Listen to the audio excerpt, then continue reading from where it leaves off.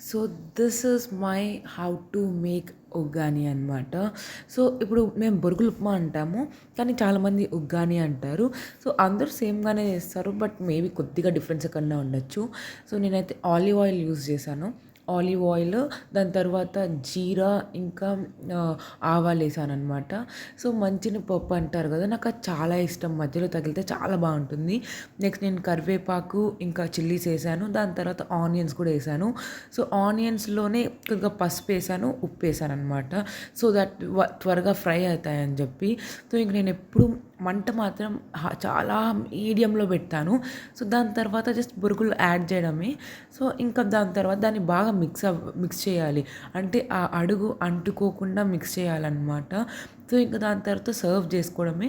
మీకు కావాలంటే కొరియాండర్ కూడా యాడ్ చేసుకోవచ్చు. నా దగ్గర లేదు కాబట్టి యాడ్ చేసుకోలేదు.